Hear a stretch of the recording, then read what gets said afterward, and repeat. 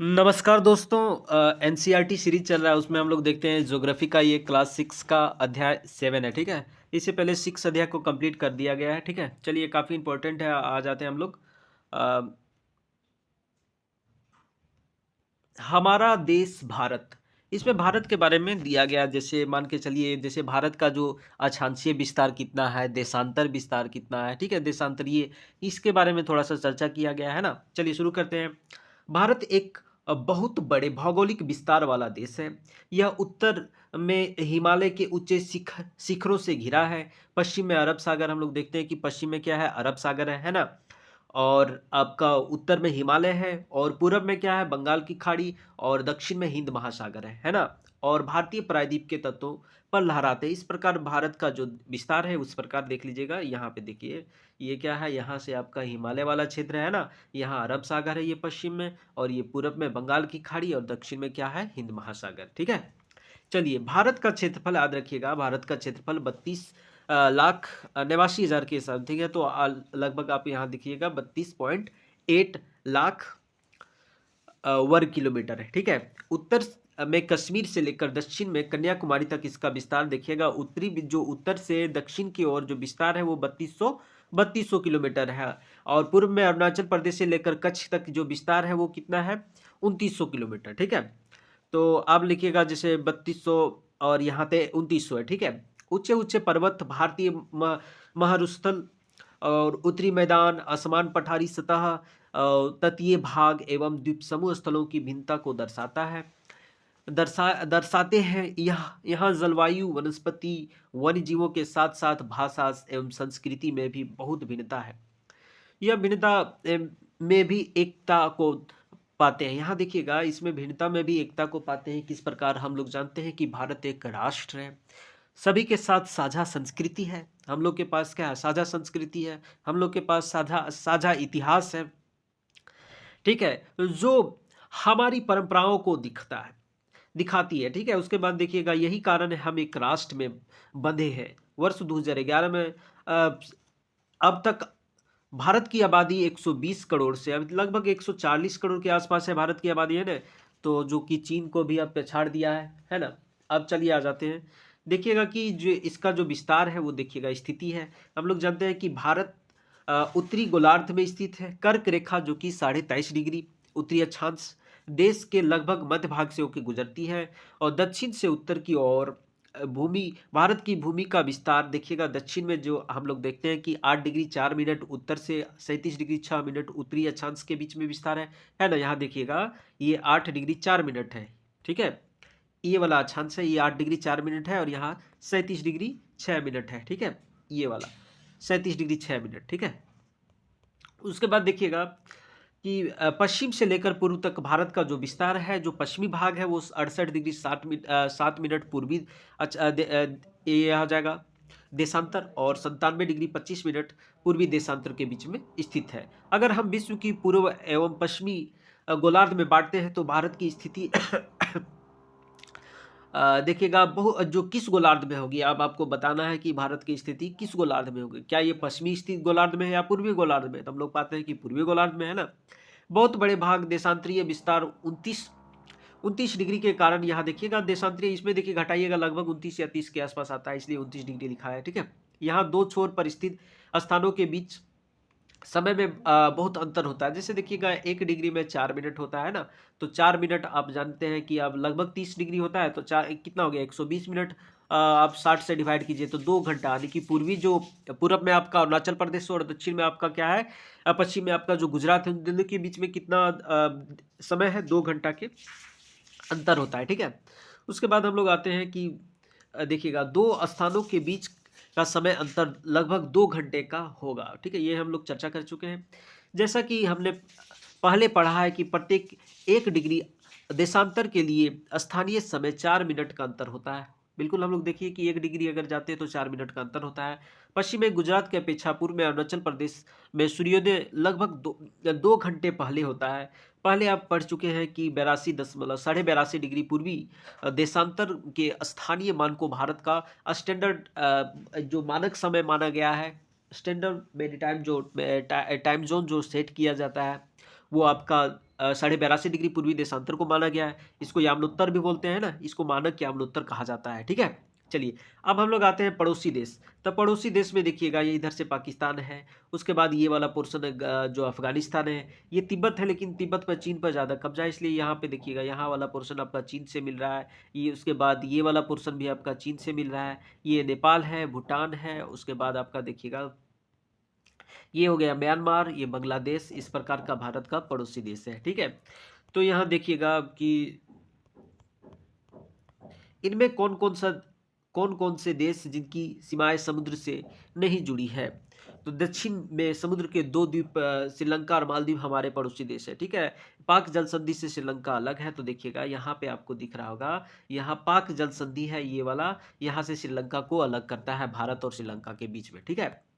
तो राजनीतिक एवं प्रशासनिक विभाजन देखिएगा, यहाँ पे एक चीज़ और देख लीजिएगा, ये वाला जो पोर्शन है हिमालय वाला क्षेत्र है ये वाला, ठीक है? उसके बाद यहाँ से देखिएगा ये मैदानी वाला क्षेत्र है ना, ये गंगा मैदान, यहाँ ब्रह्मपुत्र मैदान, ठीक है? ये मरुस्थलीय क्षेत्र हो गया, यहाँ अरावली रेंजेज है, विंध्यन रेंजेज है, सतपुड़ा रेंजेज है, उसके बाद आपका देखिएगा अजंता वगैरह यहीं पे मिल जाएगा, और उसके बाद ये दक्कन का पठार और ये पश्चिमी घाट, यहाँ से पूर्वी घाट, इस प्रकार आपका भारत के बारे में विशिष्टता जो विभाजन है वो विभिन्न प्रकार की जो स्थलाकृतियाँ हैं, संरचनाएँ हैं, पर्वत है, पर्वतीय है, प्रदेश है, पठारी है, मैदानी, इसके बारे में देखिएगा। ये पश्चिमी घाट हो गया आपका, ये पूर्वी घाट है। दोनों का जो मिलन स्थान है वो लगभग नीलगिरी वाला क्षेत्र है, और नीलगिरी की जो सर्वोच्च ऊँची है अनाईमुड़ी है, उसके बाद आपका अनाईमलाई है। अन्नामलाई आपका जो बहुत बड़ा जंगल वाला क्षेत्र है, पहाड़ वाला क्षेत्र है, ठीक है? उसके बाद कार्डामोम, यहाँ देखिएगा सबसे जो दक्षिण भाग में है वो इलायची की पर्वत है, ठीक है? जिसको कार्डामोम माउंटेन भी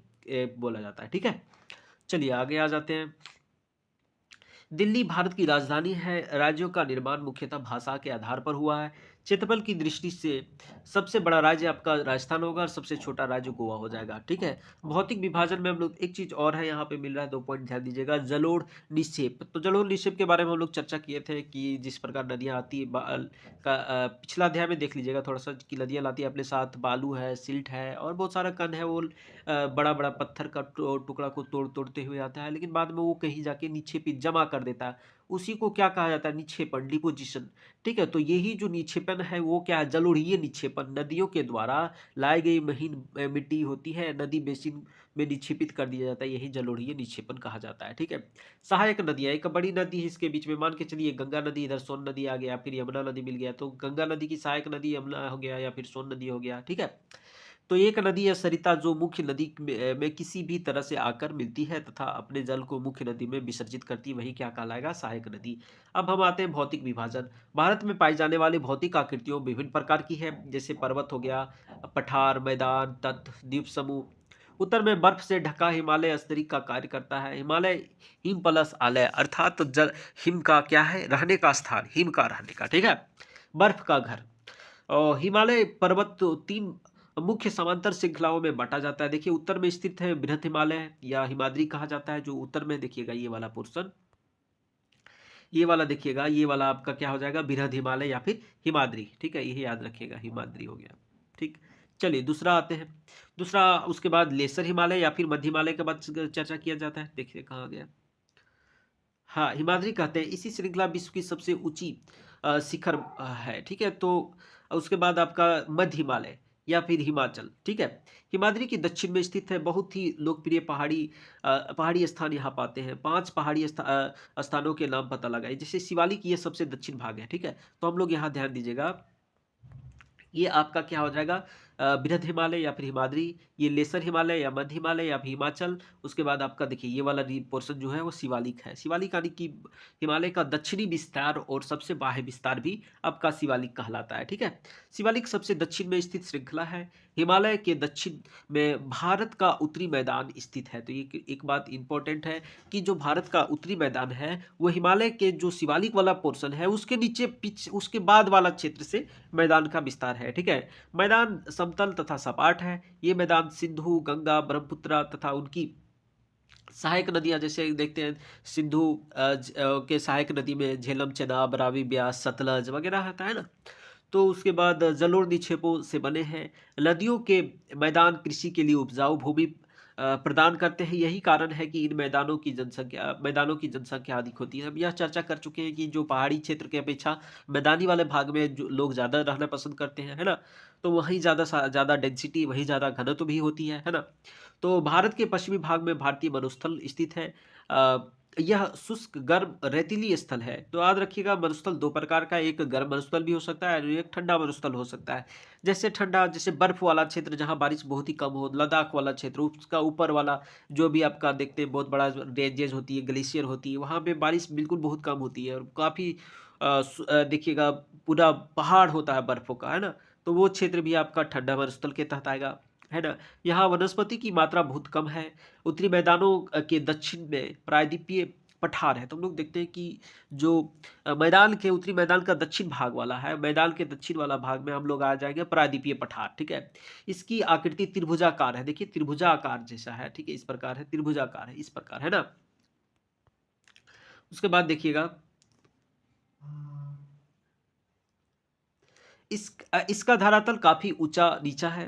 इस क्षेत्र में बहुत सी पहाड़ी श्रृंखला तथा घाटियाँ स्थित हैं। इसके उत्तर-पश्चिम में अरावली देखिएगा, अरावली श्रृंखला हम लोग देखिए कि अरावली श्रृंखला स्थित है, ठीक है? यहाँ अरावली के इधर है आपका क्या मिलेगा आपका रेगिस्तान वाला क्षेत्र है ना, ये अरावली रेंजेज़ है। जो विश्व की सबसे पुरानी वलित पर्वत है। हम लोग चर्चा कर चुके हैं कि अरावली क्या है, एक वलित पर्वत है, ठीक है? कल हम जो वीडियो बनाए थे, आप जो चैप्टर 6 है उसमें बता दिए गए, जो भ्रंशोत्थ है, फोल्डेड है या फिर वलित है, ठीक है? उसके बारे में चर्चा कर दी है। विंध्य सतपुड़ा महत्वपूर्ण श्रृंखला है। इस श्रृंखला से होकर नदियाँ जो गुजरती है, नर्मदा है और तापी। तो याद रखिएगा, जो विंध्य और सतपुड़ा के बीच को जो श्रृंखला के बीच में जो नदियाँ गुजरती हैं, नर्मदा और तापी काफ़ी इंपॉर्टेंट है, जो कि आपका अरब सागर में ड्रेनेज करती है, यानी कि वहीं जाके अपना जल को निक्षेपित करती, जल को समर्पित करती है ना। देखिएगा, ये पश्चिम की तरफ बहने वाली नदियां हैं, अरब सागर में गिरती है। इस पठार के पश्चिम में पश्चिमी घाट सह्याद्री, ठीक है? तो सह्याद्री वाला जो रीजन है महाराष्ट्र के क्षेत्र से फैला हुआ है और पूर्व में पूर्वी घाट स्थित। पश्चिमी घाट का विस्तार एक समान रूप से है, जबकि पूर्वी घाट का विस्तार ये टूटा-फूटा। देखिएगा, पश्चिमी घाट एक श्रृंखला एक समान रूप से, लेकिन पूर्वी घाट है आपका टूटा-फूटा है, इस प्रकार टूटा है ना, तो टूटा है और टूटा हुआ असमान है। इन पठारों में खनिजों जैसे कोयला और लौह अयस्क प्रचुरता है। पश्चिमी घाट के पश्चिम में पूर्वी घाट के पूर्व में तटीय मैदान देखिएगा, पश्चिमी घाट है इसके पश्चिम में देखिएगा, ये वाला पोर्शन यहाँ पश्चिम, और ये पूर्वी घाट इसके इधर वाला तटीय मैदान, ये तटीय मैदान कहलाएगा। तो पश्चिमी तटीय मैदान और ये पूर्वी तटीय मैदान है, ठीक है? तो पूर्वी तटीय मैदान कहलाती है। चलिए देखिएगा, परवाल द्वीप है, ये जो दिख रहा है आपको, ये परवाल द्वीप है ना? उसके बाद आते हैं इधर, अपेक्षाकृत चौड़े हैं। तो याद रखिएगा, जो पूर्वी तट है वो क्या है आपका, ज़्यादा चौड़े, है ना? देखिएगा, पूर्वी तटीय मैदान अपेक्षाकृत चौड़े हैं। याद रखिएगा, पूर्वी तटीय मैदान चौड़े हैं, ठीक है? वहाँ पूर्व की ओर बहने वाली नदियाँ जैसे महानदी, गोदावरी, कृष्णा, कावेरी बंगाल की खाड़ी में गिरती है। ये नदियाँ अपने मुहाने पर उपजाऊ डेल्टा का निर्माण करती है। और याद रखिएगा कि जो पूर्वी नदियाँ हैं जो पूरब की ओर बंगाल की खाड़ी में गिरती है, वो डेल्टा का निर्माण करती है, और जबकि आपका पश्चिम जो अरब सागर में गिरती है वो क्या, एस्चुरी का निर्माण करती है, ठीक है? एस्चुरी का निर्माण करती है, ठीक है? याद रखिएगा, एस्चुरी का निर्माण और एक जगह डेल्टा का निर्माण हो रहा है, ठीक है? और ये नदियाँ अपने मुहाने उपजाऊ डेल्टा का निर्माण करती है। बंगाल की खाड़ी में गंगा और ब्रह्मपुत्र नदियों के मुहाने पर सुंदरवन डेल्टा है, ठीक है? तो सुंदरवन डेल्टा कहाँ है? आप गंगा और ब्रह्मपुत्र मैदान में देख सकते हैं। उसके बाद देखिएगा, भारत में दो द्वीप समूह है, एक लक्षद्वीप समूह और दूसरा अंडमान निकोबार द्वीप समूह। जो आपका लक्षद्वीप है अरब सागर में स्थित है या केरल के तट से कुछ दूर पर स्थित है, ये परवाल द्वीप है। याद रखिएगा, ये परवाल द्वीप है। और अंडमान निकोबार द्वीप समूह भारत के दक्षिण पूर्व में बंगाल की खाड़ी में स्थित है। क्या आप जानते हैं कि वहाँ कौन सा महाद्वीप वर्ष 2004 में सुनामी से प्रभावित हुआ था? समाचार पत्रों और लोगों से बातचीत करिए। जैसे आप देखते हैं इंदिरा पॉइंट, हम लोग जानते हैं कि 2004 के जो सुनामी आया था उसमें डूब गया था, है ना? तो सुनामी भारतीय तट के टकराई, और तो किस प्रकार के लोगों के अलग-अलग तरीके से चुनौती का सामना किया। सुनामी एक विशाल सागरीय तरंग है जो समुद्र तल पर भूकंप के कारण उत्पन्न होता है। तो समुद्र में तल में अगर भूकंप आती है, तो जैसे तल वाला क्षेत्र में अगर भूकंप आती है तो बाहर में सुनामी आ जाता है ना। चलिए ठीक है दोस्तों, सब्सक्राइब कर लें और शेयर करें, लाइक करें, कमेंट करें। जय हिंद, तब तक के लिए नमस्कार।